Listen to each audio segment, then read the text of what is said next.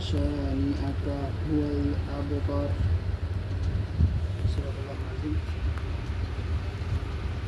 ঈর্ষাদ হচ্ছে আমি অবশ্যই তোমাকে হাউজে কাউসার প্রদান করেছি, সুতরাং তোমার প্রতিপালকের উদ্দেশ্যে নামাজ আদায় করো এবং কোরবানি করো। নিশ্চয়ই তোমার প্রতি বিদ্বেষ পোষণকারী যারা, তারাই হচ্ছে লেস কাটা, শিকল কাটা অথবা নির্বংশ। আল্লাহ বলেছেন, সত্য বলেছেন। প্রত্যেকের আজকে মহতি আয়োজনের সম্মানিত সভাপতি, পরিচালক, সামনে উপস্থিত দিনদারি, আসসালামু আলাইকুম রহমতুল্লাহি ওয়া বারাকাতুহু। ওয়ালাইকুম আসসালাম ওয়া রাহমাতুল্লাহি ওয়া বারাকাতুহু। মহান রবের দরবারে কালিমাত শুকর আদায় করছি যে একটি ফরজিয়াত ইবাদত শেষ করে আমরা কিছু দিনের কিছু কথা বলার জন্য, শোনার জন্য বসতে পেরেছি। আল্লাহ তৌফিক দিয়েছেন, সেজন্য বলে আলহামদুলিল্লাহ। দুরূদ এবং সালাম বিশ্বনবী, বিশ্বনেতার প্রতি, যারা নিজ জীবন ব্যবস্থা রয়েছে দুনিয়ার শান্তি এবং আখিরাতের কল্যাণের একমাত্র গ্যারান্টি, সেই রাসূলের সামনে বলছি সাল্লাল্লাহু আলাইহি ওয়াসাল্লাম। আসলে কবির একটা কথা আছে যে বিশ্বজোড়া পাঠশালামর সবার আমি ছাত্র, নানানভাবে নতুন জিনিস শিখছি দিবারাত। এই পৃথিবীতে আমরা যারা আছি সবাই ছাত্র, সেটা আল্লাহ রাসূলের ভাষায়। দোলনা থেকে কবর পর্যন্ত আমাদের সবাই শিক্ষা করা ফরজ। দোলনা থেকে কবর পর্যন্ত আমরা শিখছি, কেউ স্কুল কলেজ ভার্সিটিতে, কেউ কর্মক্ষেত্রে, কেউ প্রবাসী, কেউ স্ব অবস্থান থেকে।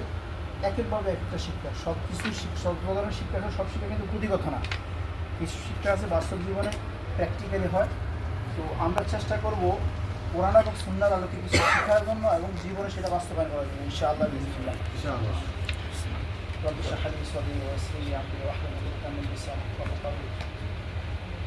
আজকে আপনাদের সামনে আমি পবিত্র কালামুল্লাহ শরীফে 114টি সূরার মধ্যে সবচেয়ে ছোট যে সূরাটি, তার নাম হচ্ছে সূরাতুল কাউসার, যেটি কোরআনের 180 ক্রমিক নাম্বার অনুসারে 108 নম্বর সূরা। 108 নম্বর সূরা মাত্র 3টি আয়াত বিশিষ্ট এক রূপে, যার বিষয়বস্তু অত্যন্ত ছোট, কিন্তু গাম্ভীর্যটা অনেক বেশি। পবিত্র কালামুল্লাহ শরীফের এই সূরাটির নামকরণ করা হয়েছে মূলত এর প্রথম আয়াতের সর্বশেষ যে আয়াত শব্দটি আল কাউসার, সেই আল কাউসার থেকে সূরাটির নামকরণ করা হয়েছিল।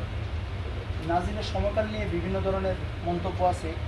ইবনে মারদুইয়া, আব্দুল্লাহ ইবনে জুবাইর ও হযরত আয়েশা রাদিয়াল্লাহু তাআলা এই সূরাটিকে মাক্কি বলেছেন। কালবি এই সূরাটিকে মাক্কি বলেছেন, কিন্তু হযরত আব্দুল্লাহ ইবনে কাব, যিনি আনাস বিন মালিক, যারা মদিনার অধিবাসী, অর্থাৎ যারা ইসলাম গ্রহণ করেছিলেন মদিনায় আনসারি সাহাবী হিসেবে, ওনার একটি হাদিসের প্রেক্ষাপটে কিছু কিছু সাহাবী এবং কিছু কিছু তাফসীরকারগণ এটাকে মাদানী বলতে মত প্রকাশ করেছিলেন।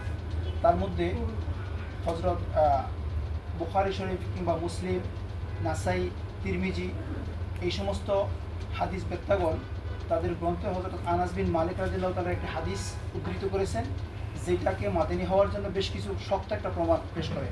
তারা বলতে চাইছিলেন, এরকম একটা মজলিসে রাসূলুল্লাহ সাল্লাল্লাহু আলাইহি ওয়াসাল্লাম একজন সাহাবীকে নিয়ে বসেছিলেন, হঠাৎ তিনি তন্দ্রাচ্ছন্ন হয়ে পড়লেন এবং কিছুক্ষণ পরে তিনি একটু সোজা হয়ে মুচকি হেসে বললেন, অথবা সাহাবীরা জিজ্ঞেস করলো, ইয়া রাসূলুল্লাহ আপনি মুচকি হাসলেন কেন, এই জাতীয় কথা। হয়তো উনি নিজে মুচকি হেসে বললেন যে আমার প্রতি এই মুহূর্তে বা এই কিছুক্ষণ আগে একটি সূরা নাযিল হয়েছে। এই বলে তিনি বিসমিল্লাহির রহমানির রহিম বলে সূরা কাউসার তেলাওয়াত করা শুরু করলেন। তো তার এই হাদিসের ব্যাখ্যা যেহেতু আমাদের সিয়াসিত্তার বেশ কয়েকজন হাদিস বেত্তাও উল্লেখ করেছিলেন, যার কারণে তাদের মতামত হচ্ছে যে এটি মাদানী। কেন? হাদিসটি উদ্ধৃতি করেছিলেন একজন প্রখ্যাত সাহাবী আব্দুল্লাহ ইবনে আনাস বিন মালিক, যিনি মদিনার অধিবাসী তথা আনসারি সাহাবী। আবার ওনার কাছ থেকে ওই সকল হাদিস বেত্তা ব্যাখ্যা করেছিলেন যে রাসূলুল্লাহ সাল্লাল্লাহু আলাইহি ওয়াসাল্লাম বলছিলেন যে এই কাউসার তাকে মিরাজ আল্লাহ সুবহানাহু ওয়া তাআলা দান করেছিলেন এবং তাকে দেখিয়েছিলেন। তার এই কথা থেকেই কিন্তু কথাটা পরিষ্কার হয়ে যায় যে মূলত আমরা সবাই জানি রাসূলুল্লাহ সাল্লাল্লাহু আলাইহি ওয়াসাল্লামের 13 বছরের মাক্কি জীবনের শেষের দিকে, উনি যখন মাক্কি জীবন শেষ করে মাদানী জীবন শুরু করবেন, ঠিক তার আগে যখন ওনার স্ত্রী উম্মুল মুমিনিন খাদিজাতুল কুবরা রাদিয়াল্লাহু তাআলা দুনিয়া থেকে চলে গেলেন, তার সবচেয়ে মাথার উপর ছায়া বিশিষ্ট যে চাচা ছিলেন আবু তালিব, তিনি মারা গেলেন। একে একে একের পর এক তার দুইটা ছেলে সন্তান ছিল, আবুল কাসেম, আবদুল্লাহ, কোনো কোনো রেওয়ায়তে আছে ইব্রাহিম নামে। যখন ছেলেদের ইন্তেকাল হয়ে গেল তখন তার যারা মক্কার কুরাইশ কাফির ছিল, মুশরিক ছিল, তারা বিভিন্ন ধরনের উল্লাস উদযাপন করতে লাগলো আর বলতে লাগলো যে যে মোহাম্মদ শেকড় কাটা লেস কাটা হয়ে গেছে, নাউজুবিল্লাহ। আলহামদুলিল্লাহ। তখন থেকে শুরু করে আজকের সমাজ পর্যন্ত আমাদের পরিবেশ পরিস্থিতিতে পৃথিবীর প্রত্যেকটা দেশে দেশে দেখেন, যেই ঘরে কোনো ছেলে সন্তান থাকে না তাহলে ওই ঘরটাকে অন্য চোখে দেখা হয়। যে ঘরে ছেলে সন্তান থাকে না, মেয়েদের আধিপত্য বেশি থাকে। চিন্তা করে যে এই লোক মারা গেলে তার বাতি দেওয়ার মতো কেউ থাকবে না, হ্যাঁ, তার নাম নিশানা মুছে যাবে, নাউজুবিল্লাহ। আল্লাহ সুবহানাহু ওয়া তাআলা এই সূরার মাধ্যমে সমগ্র মুসলিম জাতিকে জানিয়ে দিলেন যে না, শুধুমাত্র ছেলের দিক থেকে কিন্তু মানুষের বংশ পরম্পরা বৃদ্ধি পায়, বিষয়টা এরকম না। আল্লাহ রাসূল সাল্লাল্লাহু আলাইহি ওয়াসাল্লাম যখন একের পর এক তার অতি প্রিয়জন সবাইকে হারাতে শুরু করলেন, তার ব্যবসা বাণিজ্য সব ধ্বংস হয়ে গেল, যথেষ্ট একটা প্রেশারের মধ্যে পড়ে গেলেন, মানসিকভাবে যথেষ্ট উনি যখন টেনশনের মধ্যে পড়লেন, আল্লাহ সুবহানাহু ওয়া তাআলা তাকে ডেকে নিলেন মিরাজে। সেই কথাটা আমরা পবিত্র কোরআনের 17তম সূরা ইসরা ও মিরাজের মধ্যে আমরা জানতে পারি যে আল্লাহ সুবহানাহু ওয়া তাআলা সেখানে বলছেন সুবহানাল্লাযী আসরা বিআবদিহি লাইলাম মিনাল মাসজিদিল হারামি ইলাল মাসজিদিল আকসা আল্লাযী বারাকনা হাওলাহু লিনুরিয়াহু মিন আয়াতিনা ইন্নাহু হুয়াস সামিউল আলীম। এর অর্থ বুঝতেছে, আমি আমার এই প্রিয় বান্দাকে মসজিদুল আকসা থেকে মসজিদুল হারাম থেকে মসজিদুল আকসায় নিয়ে গেছি, যার চারিপাশকে আমি করেছিলাম বরকতময়, যাতে তাকে আমি আমার কিছু নিদর্শন দেখাতে পারি। নিশ্চয়ই আল্লাহ কি অত্যন্ত দ্রষ্টব্য এবং বিচক্ষণ। সব কিছু মিলে আমাদেরকে বোঝাতে চাচ্ছেন যে ওই যে একটা মুমূর্ষ অবস্থা, তার মানসিক একটা টেনশন, একটার পর এক সবাইকে হারিয়ে ফেলছে, এই টেনশন আল্লাহ তাকে সান্ত্বনা স্বরূপ একটা জান্নাতি পুরস্কার দিলেন। সেটা কি? তাকে আরশে আজিমে নিয়ে গিয়ে জান্নাত জাহান্নাম দেখালেন, পাশাপাশি কাউসারও দেখালেন। এই রেওয়ায়েতটা আনাস বিন মালিক রাদিয়াল্লাহু তাআলা নিজেও বলেছিলেন, যার কারণে বোঝা গেছে যে রাসূলুল্লাহ সাল্লাল্লাহু আলাইহি সাল্লামের যেই মিরাজের জীবনটা তথা জান্নাত দেখা, হাউজ কাউসার দেখা, সেটা তার মাক্কি জীবনে হয়েছিল। এই সকল হিসাবে বিশ্লেষণ করে দেখা গেছে যে যে আমরা এতটুকু কনফার্ম নিশ্চিত হতে পারি যে সূরা কাউসারটা মদিনায় নয়, মক্কায় অবতীর্ণ হয়েছিল। তবে পবিত্র কোরআনের এমন কিছু আয়াত আছে, এমন কিছু সূরা আছে, বা বেশ সূরা না, আয়াতের কথা বলা হচ্ছে যে যেগুলো একাধিকবার নাযিল হয়েছিল, অর্থাৎ মক্কার জীবনে একবার হলেও পরবর্তীতে মদিনা জীবনে আরেকবার। কেন হয়েছিল? পবিত্র কোরআন সম্পূর্ণভাবে 23 পারা একসাথে আল্লাহ রাসূলের উপর নাযিল হয়নি। সেটা দুনিয়াতে মানব জীবনে মানুষ এই সামাজিক প্রেক্ষাপটে যখন যেটা দরকার হয়েছিল তার আলোকে একের পর এক নাযিল হয়েছিল, যার কারণে পবিত্র কালামুল্লাহ সমগ্র আমাদের এই পৃথিবীতে নাযিল হয়েছিল, রাসূলের উপর নাযিল হয়েছিল মাত্র 23 বছর সময় নিয়ে। এই কারণে দেখা যায় যে যেই সমস্যা মক্কার জীবনে শুরু হয়েছিল, পরবর্তীতে কখনো যদি একই ধরনের সমস্যা মদিনায় দেখা গেছে তাহলে ওই একই আয়াতের পুনরাবৃত্তি করা হয়েছে, যার কারণে হযরত আনাস বিন মালিক রাদিয়াল্লাহু তাআলা এই উক্তিটি করেছিলেন। তাহলে আমরা এই জিনিসটা ক্লিয়ার হচ্ছি যে সূরা কাউসার মাদানী নয়, মাক্কি, এই জিনিসটা ক্লিয়ার।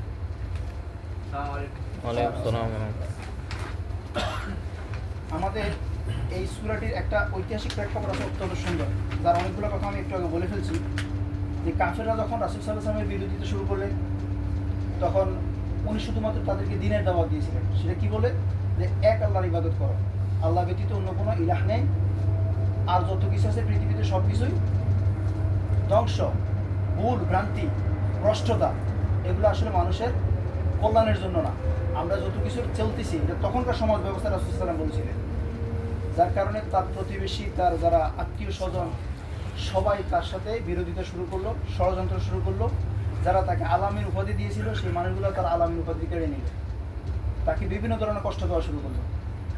এখন এই পরিস্থিতিতে আল্লাহ সুবহানাহু ওয়া তাআলা সূরা আলাম নাসরা এবং আদ-দুহাতে বেশ কিছু আয়াত নাযিল করে সমগ্র মানবজাতিকে এবং তার রাসূলকে সান্ত্বনা স্বরূপ এইভাবে বলছিলেন যে ওয়ালাল আখিরাতু খায়রুল লাকা মিনাল উলা ওয়ালা সাওফা ইউতিকা রাব্বুকা ফাতারদা, অর্থাৎ আপনার পূর্ববর্তী যুগ অপেক্ষা পরবর্তী যুগ অধিক উত্তম হবে। এরপরে বলছেন ওয়ালাল আখিরাতু খায়রুল লাকা মিনাল উলা ওয়ালা সাওফা ইউতিকা রাব্বুকা ফাতারদা, অর্থাৎ এখন আপনার রব আপনাকে এমন কিছু শীঘ্রই এমন কিছু দিবেন যে আপনি সন্তুষ্ট হয়ে যাবেন, আপনি খুশি হয়ে যাবেন। সে এত কিছু কি, তাকে আরশে আজিমে নিয়ে গিয়ে জান্নাত জাহান্নাম দেখালেন, হাউজে কাউসার দেখালেন, এই কথাগুলো পরবর্তীতে আসছে। এখন আসেন, রাসূল সাল্লাল্লাহু আলাইহি সাল্লাম অন্য একটা রেওয়ায়েতে আছে, এটা সম্ভবত ইবনে মাজাতে ছিল কথাটা। রাসূল সাল্লাল্লাহু আলাইহি সাল্লাম যখন মেরাজে গেলেন তখন আল্লাহর সাথে কথোপকথনে এই কথাটাও বলছিলেন যে আপনি মুসাকে আপনার সাথে কথা বলার সুযোগ দিলেন, সুলাইমান আলাইহিস সালামকে আপনি বাতাসকে কন্ট্রোল করার ক্ষমতা দিলেন, ঈসা আলাইহিস সালামকে আপনি মরা মানুষকে জিন্দা করার ক্ষমতা দিয়েছিলেন, তারপরে ইব্রাহিম আলাইহিস সালামকে জাতির পিতা বানিয়েছিলেন। ফামা জাআলতানি, আমাকে কি করেছেন, আমাকে কি দিয়েছেন? আল্লাহ সুবহানাহু ওয়া তাআলা তখন ডেকে বললেন, আমি কি আপনাকে আমার হাবিব বানাইনি? আমরা এখন একটা জিনিস যদি সহজে একটু অনুমান করতে পারি, সেটা এরকম যে মানুষটা জন্মের শুরু থেকে বাবা মা হারা, আল্লাহ সুবহানাহু ওয়া তাআলা তাকে সম্মান দিতে দিতে দিতে বিশ্ব নবী বানিয়েছে, সমগ্র পৃথিবীর জন্য রাহমাতুল লিল আলামিন বানিয়েছে। সে আল্লাহ বলছেন, আপনাকে আমি এতিম থেকে শুরু করে এই পর্যন্ত নিয়ে আসিনি, আপনাকে আমি আমার হাবিব বানাই নাই। কীরকম? আপনি এটা যদি হিসাব করেন, এখন কুয়েতে বর্তমান সময় যদি 6টা বাজে বা 5:30 বাজে, বাংলাদেশ সময় 8:30, বাংলাদেশ সময় এখন এশার সময় আজান হয়ে গেছে। আপনি দেখেন বাংলাদেশে যদি এখন আসর নামাজের আজান হয়, তাহলে ইন্দোনেশিয়া হয়তো ফজরের খুব কাছাকাছি। এখান থেকে মালয়েশিয়ার সময় দূরত্ব 5 ঘন্টা। মালয়েশিয়ার যদি সময় রাতে 10:30 হয়, ইন্দোনেশিয়া হয়তো রাতে 12:30। পৃথিবীর অন্যান্য দেশে যদি আমরা ভৌগোলিক হিসাব কিতাবে বলি যে 204টি রাষ্ট্র আছে স্বতন্ত্রভাবে, তাহলে প্রত্যেকটা রাষ্ট্রের সাথে একটার সাথে আরেকটা দূরত্ব আছে। সময়ের ব্যবধানে 24 ঘন্টায় কোথাও না কোথাও আল্লাহ সুবহানাহু ওয়া তাআলার নাম ঘোষণা হচ্ছে। আল্লাহ সুবহানাহু ওয়া তাআলা যতবার তার নাম নেওয়া হয়, আশহাদু আল্লা ইলাহা ইল্লাল্লাহ, তারপরে কি বলা হয়? আশহাদু আন্না মুহাম্মাদান রাসূলুল্লাহ। অর্থাৎ একবারের জন্য আল্লাহ তার হাবিবকে ছাড়েন নাই, ভুলে যান নাই। এত সম্মানিত করেছেন যে পৃথিবীতে মানুষ যতদিন আল্লাহর নাম নেবে ততদিন সাথে সাথে তার রাসূলের নামও নিতে থাকবে। তার মানে হচ্ছে যে আল্লাহ যে বলছেন যে ওয়ালাল আখিরাতু খায়রুল লাকা মিনাল উলা, যে নিশ্চয়ই আপনার আগের যুগ থেকে পরের যুগ অধিক উত্তম হবে। যুগ বলতে আমরা সাধারণত 12 বছর বুঝি। রাসূল সাল্লাল্লাহু আলাইহি সাল্লামের মাক্কি এবং মাদানী জীবন কত বছরের? 23 বছর, মানে 2 যুগ উপরে নাই। তার মানে আগের যুগ যদি আপনি মক্কা কাটাইছেন, খুব কষ্ট করছেন, পরের যুগ কোথায়? মদিনায়। তাহলে আল্লাহর কথার সাথে বাস্তবতার মিল আছে না? মাত্র 8 বছরের ব্যবধানে তাকে পৃথিবীর একটা স্বতন্ত্র রাষ্ট্র প্রদান করেছিল। মদিনা রাষ্ট্রের প্রধান ছিলেন রাসূল সাল্লাল্লাহু আলাইহি ওয়াসাল্লাম, মক্কা বিজয় করেছিলেন বিনা যুদ্ধে। তাহলে আল্লাহর কথার সাথে সুন্দর মিল আছে। পাশাপাশি এও বলছেন যে আপনাকে এমন কিছু আল্লাহ সুবহানাহু ওয়া তাআলা দান করবেন যে আপনি সন্তুষ্ট হয়ে যাবেন। এরপরে আমরা যদি আরেকটা কথা চিন্তা করি যে সূরার বিষয়বস্তুর আলোকে যদি কথা বলি, তাহলে হবে এরকম, রাসূল সাল্লাল্লাহু আলাইহি ওয়াসাল্লাম সবচেয়ে অসহাবস্থা নবী ছিলেন মা খাদিজা। তখন এইগুলো আমরা বলে ফেলছি অলরেডি। আমাদের মূল কথা হচ্ছে যে 3টা আয়াত আমরা একটু আলাপ করেছিলাম। 3টার প্রথমটা হচ্ছে ইন্না আ'তাইনা কাল কাউসার। শাব্দিক অর্থ যদি আমরা বলি যে ইন্না শব্দ দিয়ে বোঝায় নিশ্চয়ই, আ'তাইনা কাল কাউসার, নিশ্চয়ই আমি আপনাকে কাউসার দান করেছি।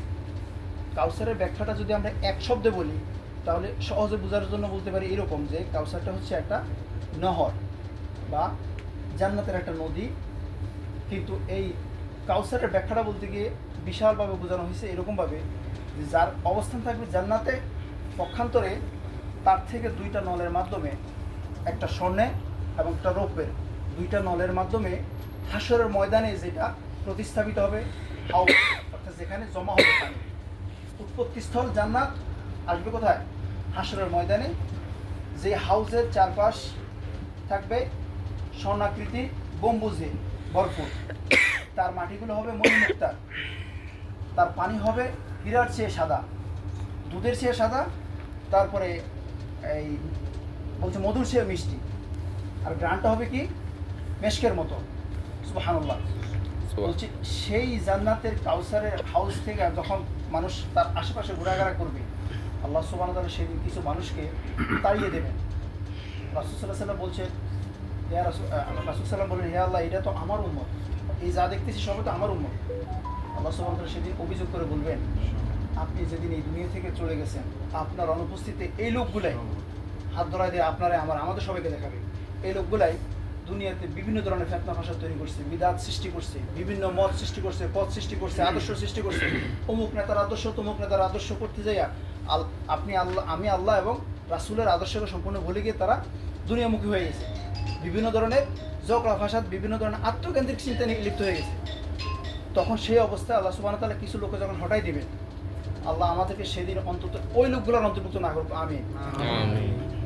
তাহলে আমাদের কিছু কাজ করণীয় আছে, সেটা হচ্ছে কি, রাসূল সাল্লাল্লাহু আলাইহি ওয়াসাল্লাম দুনিয়াতে যেভাবে জীবনযাপন করেছেন, তার আদর্শ যেভাবে বাস্তবায়নের চেষ্টা করে গেছেন, বা আমাদেরকে যেভাবে নির্দেশ দিয়ে গেছেন, আমাদেরকে সেভাবে চলা দরকার। দিন প্রতিষ্ঠার আন্দোলন সবার জন্য, কে শিক্ষিত কে অশিক্ষিত, কে পড়তে পারে কে পড়তে পারে না, এটা না। আল্লাহ সুবহানাহু ওয়া তাআলা বলছেন, আন আকিমুদ্দিন ওয়া লা তাতাফাররাকু ফীহি, তোমরা দিন প্রতিষ্ঠা করো, কোনো ধরনের পার্থক্য করো না। এইটা যেমন আল্লাহ সুবহানাহু ওয়া তাআলা তার মুহাম্মদ রাসূল সাল্লাল্লাহু তার প্রিয় হাবিবকে বলছেন, পাশাপাশি বলছেন মুসা, ঈসা, এদের সবাইকে বলছেন, এবং ইব্রাহিমকে বলছেন যে দিন প্রতিষ্ঠার ক্ষেত্রে কেউ কোনো পার্থক্য করতে পারবে না। সে দিন প্রতিষ্ঠা কী হবে? লা ইলাহা ইল্লাল্লাহ মুহাম্মাদুর রাসূলুল্লাহ, যে আল্লাহ এক, রাসূল সাল্লাল্লাহু আলাইহি ওয়াসাল্লাম মুহাম্মদ সাল্লাল্লাহু আলাইহি ওয়াসাল্লাম আল্লাহর প্রেরিত রাসূল। এই কথার আলোকে দিন প্রতিষ্ঠার আন্দোলন করতে হবে সবাইকে। আপনি বুঝেন না বুঝেন, আপনি যদি কোনো মতে এইটা বলেন যে আমি শুধু নামাজ পড়লাম, রোজা রাখলাম, পর্দা করলাম, দান খরচ করলাম, বাস এটাই যদি ইসলাম হয়, তাহলে আপনি আর আমি সে রাসূল সাল্লাল্লাহু আলাইহি ওয়াসাল্লামের দেখানো মত এবং পথ থেকে সম্পূর্ণ আলাদা। আল্লাহ না করে সেদিন যাতে আমরা আবার হাউজে কাউসারের পানি থেকে বঞ্চিত না হই। সুতরাং আমাদের সবাইকে চেষ্টা করতে হবে কোরআন এবং সুন্নাহর আলোকে আল্লাহ সুবহানাহু ওয়া তাআলা যেভাবে বলছেন সেইভাবে জীবন গঠন করে আমাদেরকে হাউজে কাউসারের উত্তরাধিকারী হওয়া। কি বলেন? আমরা সবাই চেষ্টা করব রাসূলের আদর্শ মেনে হাউজে কাউসারের সেদিন পানি পান করার যাতে সৌভাগ্য আল্লাহ আমাদেরকে দান করবে, আমিন। এরপরে দ্বিতীয় আয়াতে বলা হয়েছিল,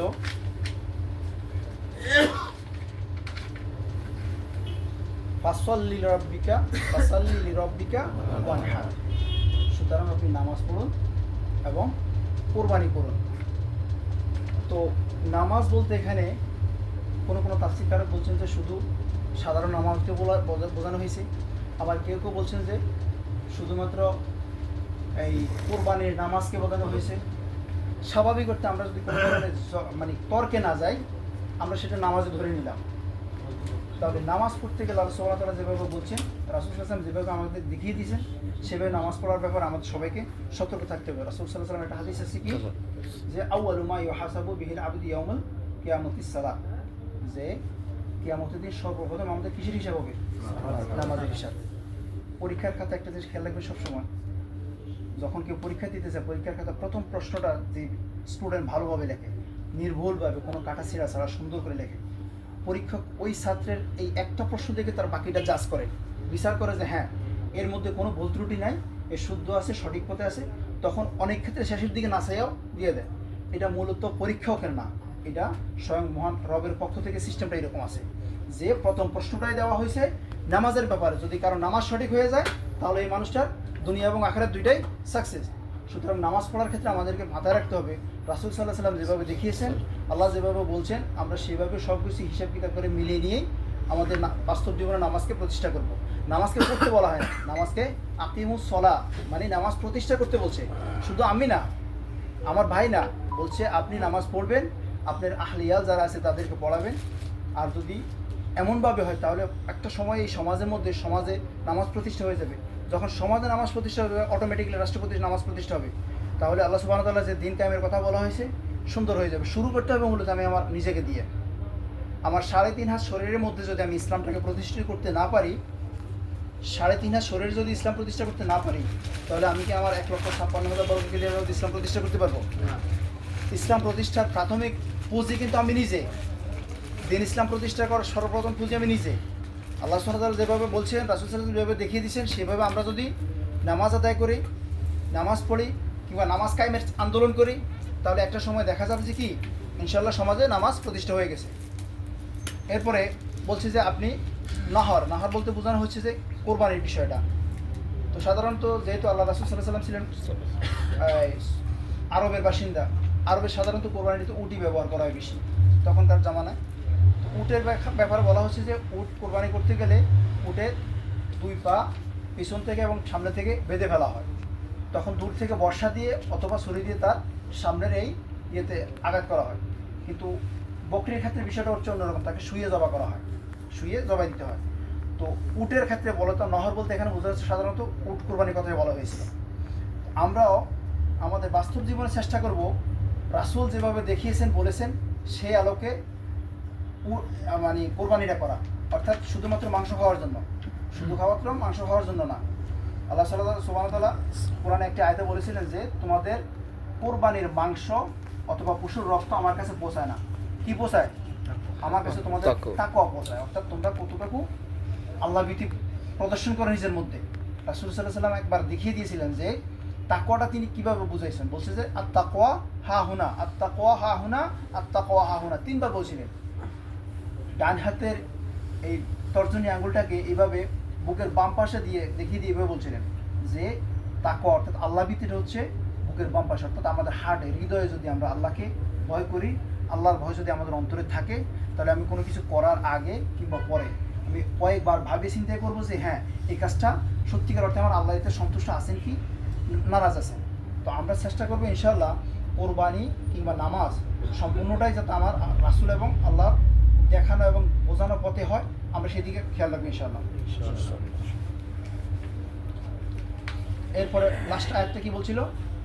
ইন্না শানিয়াকা হুয়াল আবতার, অর্থাৎ নিশ্চয়ই শানিয়াকা তারা বলছে যে যেই লোকগুলা আপনাকে আবতার বলছে, অর্থাৎ রাসূল লেস কাটা শিকড় কাটা এই কথাগুলো বলার পিছনে যৌক্তিকতা হচ্ছে এই, রাসূল সাল্লাল্লাহু আলাইহি ওয়াসাল্লাম যখন ছেলে আবুল কাসেম মারা গেল, তারপর আব্দুল্লাহ মারা গেল, তার নিকটতম অর্থাৎ তার ঘরের পাশে ছিল তার চাচা আবু জেহেলের ঘর। আবু জেহেল রাতের অন্ধকারে যখন এইরকম সারা শব্দ শুনবে, সাধারণত আমাদের সমাজে যেরকম হয় কোনো ঘরে যদি কোনো মাইয়েত মারা যায় আশেপাশে মানুষ একটু সারা শব্দ করে, যেহেতু পাশাপাশি ঘর। রাসূল সাল্লাল্লাহু আলাইহি ওয়াসাল্লামের যখন একের পর দুইটা ছেলে মারা গেল, আবু জেহেল এসব খোঁজ খবর পেয়ে তার সান্ডবান্ড যারা ছিল অর্থাৎ অন্যান্য মুশরিক নেতা যারা ছিল ওদের দরবারে দিয়ে বলা বলি শুরু করতে লাগলো যে মুহাম্মদ তো লেস কাটা হয়ে গেছে, শিকড় কেটে গেছে, তা পৃথিবী শেষ হয়ে গেছে। কেন? যে তার ছেলেরা মারা গেছে। কয়দিন পরে যখন সে মারা যাবে তখন সেও মাটির সাথে মিশে যাবে, তাকে নাম নেওয়ার মতো কথা বলে নাউজুবিল্লাহ বলি আমরা।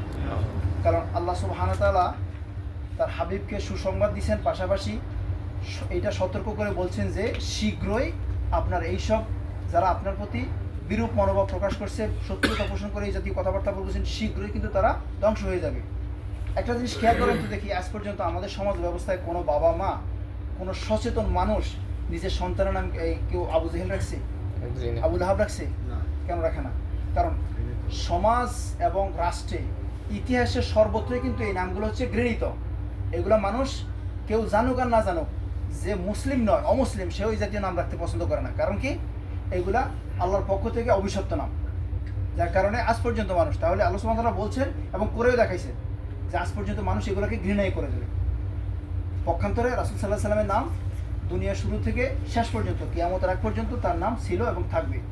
তবে সেটা ছেলের মাধ্যমে যদিও না হয়, মেয়ের বংশ পরম্পরা থেকে সেই নামকে, পাশাপাশি আমরা উম্মতে মুহাম্মদী যারা আছি আমরা সবাই কিন্তু তার রুহানি সন্তান। সুতরাং কাফেররা, মুশরিকরা কিংবা শত্রুরা যেভাবেই বলুক যে মোহাম্মদ আবতার অর্থাৎ তার বংশ নির্বংশ হয়ে গেছে, এই জাতীয় কথাবার্তার কোনো যৌক্তিকতা ছিল না, নাই। আল্লাহ সুবহানাহু ওয়া তাআলা ও লাস্টে একটা কথা বলছিলেন আবতার। আবতার তো আমরা একটু আগে বলে দিছি যে আবতার বলতে বোঝায়, যারা মোবাইল ব্যবহার করেন অনেকে দেখবেন আবতার দেখায় যে ইমোতে একটা ছবি যখন অ্যাড করেন প্রোফাইলে, ওটাতে উপরে লেখা আছে, খেয়াল করে দেখেন সবাই, আবতার লেখা আছে। ওই ছবির অর্থ আপনি এখানে বুঝবেন যে যতটুকু দেন আপনার প্রোফাইলে, জাস্ট হয়তো এতটুকু যাই দেন তাই নিচের দিকটা আসে না। দ্যাট মিনস কি? যে এই লোকটা কিসের উপরে আছে, শূন্যের মধ্যে, তার বেসিক্যালি কিসের উপরে স্ট্যান্ডিং আছে সেটা বোঝা যায় না, তার মূল ভিত্তি কি সেটা দেখা যায় না। তাহলে সে বোঝাচ্ছে যে শিকড় কাটা মানে আবতার। এইটা আল্লাহ সুবহানাহু ওয়া তাআলা তখনকার সমাজ ব্যবস্থায়, আরও সমাজ ব্যবস্থায় এইভাবে বলতো, যাদের কারো সন্তান মারা গেলে এইভাবে বলতো, বিশেষ করে ছেলে সন্তান মারা গেলে। কিন্তু আল্লাহ সুবহানাহু ওয়া তাআলা তাদেরকে সতর্ক করে দিয়ে বলছেন যে তোমরাই নিশ্চয়ই, যে তোমরাই লেজ কাটা, শিকড় কাটা এবং ধ্বংসপ্রাপ্ত। তো আমরা এতক্ষণ পর্যন্ত সূরা কাউসার থেকে যে কথাগুলো শুনছি তার মধ্যে থেকে আমাদের বাস্তব জীবনে শেখার কিছু, আমল করার মতো কিছু বিষয় রয়েছে। সেটা হচ্ছে কি, আল্লাহ তাআলা তার নবীকে যেমন অগণিত অসংখ্য কল্যাণ দান করেছেন, তেমনি সেই নবীর উম্মত হিসেবে আমরা যারা দুনিয়াতে আছি আমাদেরকে অগণিত কল্যাণ দান করেছেন। সেটা কি?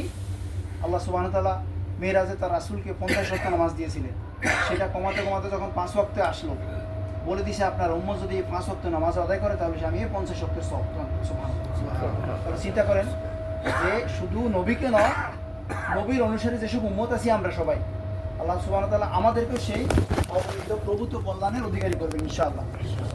মুমিনের কথায় কাজে স্বীকৃতি দিয়ে সেই সব কল্যাণের বদৌলতে আল্লাহর কৃতজ্ঞ বান্দাদের মধ্যে গণ্য হওয়ার জন্য আমাদেরকে চেষ্টা করতে হবে। আল্লাহ আমাদেরকে অন্য জীব জন্তু জানোয়ার না বানিয়ে আশরাফুল মাখলুকাত বানিয়েছিলেন।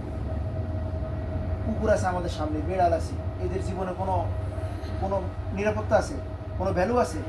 কোথায় খায়, কোথায় যায়, কোথায় তার শৌচকার্য করে, কোথায় ঘুমায়, এই জাতীয় কোনো কিছুর কোনো অস্তিত্ব নেই, কোনো কিছুর কোনো ভিত্তি নেই। কিন্তু আল্লাহ সুবহানাহু ওয়া তাআলা আপনাকে আমাকে আশরাফুল মাখলুকাত, সৃষ্টির সেরা জীব বানিয়েছেন এবং তো সেরা শ্রেষ্ঠ নবীর উম্মত বানিয়েছেন। সুতরাং আমরা কিন্তু সর্বদিক থেকে কি কল্যাণময়, সর্বদিক থেকে আমরা শ্রেষ্ঠ আলহামদুলিল্লাহ।